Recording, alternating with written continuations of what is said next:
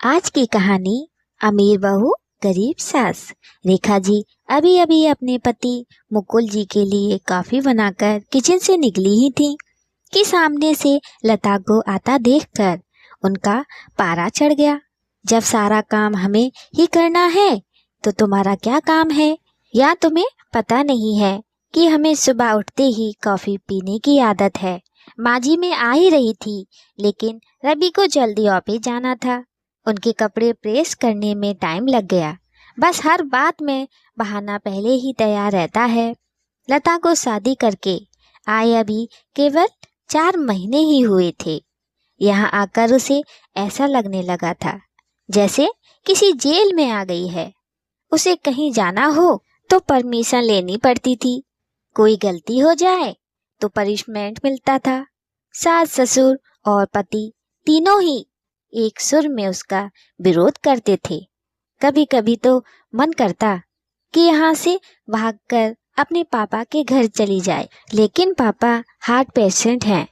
यह सब उन्हें पता लग गया तो ना जाने क्या अनर्थ हो जाएगा। यही सोचकर सब बर्दाश्त करती रहती थी। लता ने जल्दी जल्दी सबके लिए नाश्ता बनाया। उसके बाद रवि को टिफिन पैक करके दे रही थी, तभी रवि ने आवाज दी, लता क्या कर रही हो? इतना टाइम नहीं है मेरे पास। कार चला के नहीं जाना है। मेट्रो में कितना समय लगता है तुम्हें पता है? जरा सा लेट पहुंचो तो ऑफिस में सुनना पड़ता है। रवि की एक एक बात इस बात की ओर इशारा था कि उसके पिता ने कार नहीं दी थी, लेकिन वह अब सब सुन लेती है।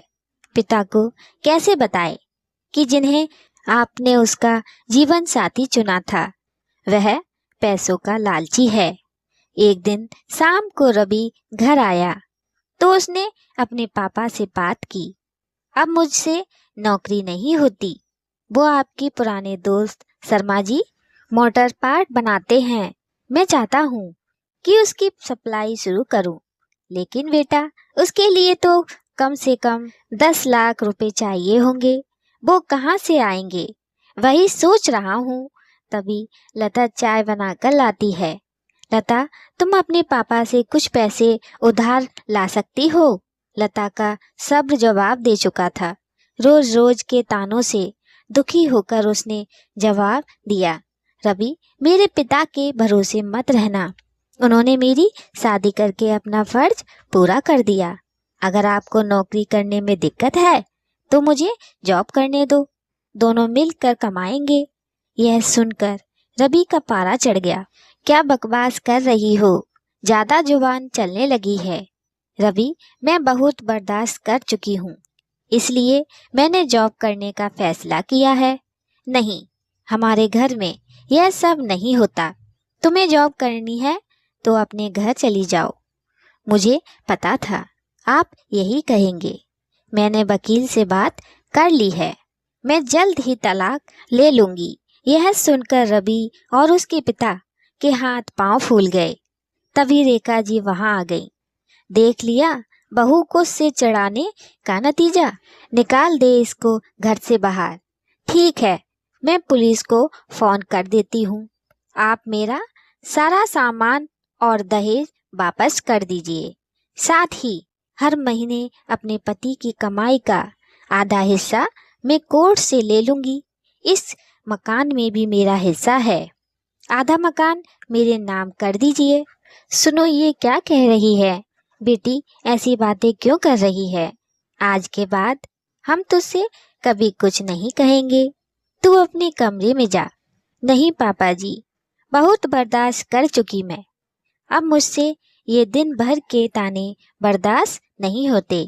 आप लोग इतने लालची होंगे ये मैंने कभी सपने में भी नहीं सोचा था। इसके बाप को फोन करके बुलाइए।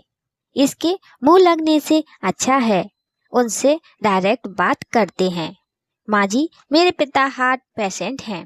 अगर इस बात को सुनकर उन्हें कुछ हो गया तो इसके जिम्मेदार आप लोग होंगे। ये तुम्हें क्या हो गया? आज से पहले तो तुमने कभी ऐसी बात नहीं की। मैं आज तक आपके और मम्मी पापा जी के हर बात को बर्दाश्त करती रही। 20 लाख रुपए मेरे पापा ने शादी में खर्च किए, फिर भी आपको कार चाहिए, बिजनेस करने के लिए पैसा चाहिए। लता ने उसी समय अपना सामान पैक किया और घर छोड़ दिया। जाने से पहले उसने अपने सास ससुर और पति तीनों को कहा, अगर मेरे पापा को आपने कुछ बताया तो मैं आपको अरेस्ट करा दूंगी। तलाक का नोटिस आपको मिल जाएगा, चुपचाप साइन कर देना। लता वहां से निकलकर अपनी एक सहेली के फ्लैट में पहुंच गई। एक दिन पहले उसी ने उसे हक के साथ अपना आत्मसम्मान बचाने के लिए समझाया था। कोमल, मैं आ तो गई हूँ, लेकिन अब आगे क्या होगा? चिंता मत कर, मैंने बात कर ली है। मेरे ऑफिस में जगह खाली है।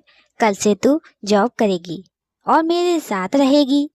1 महीने तक जॉब करने के बाद लता एक दिन अपने घर जाती है और पिताजी को सारी बात बताती है।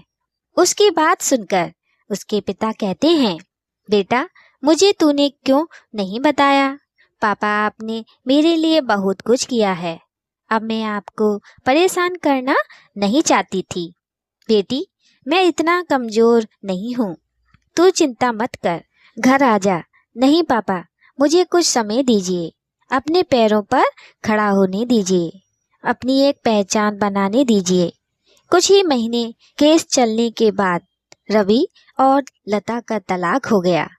रवि को पूरा दहेज और 30 लाख रुपए देने पड़े। साथ ही हर महीने अपनी सैलरी का एक हिस्सा वह कोर्ट में जमा कराता था।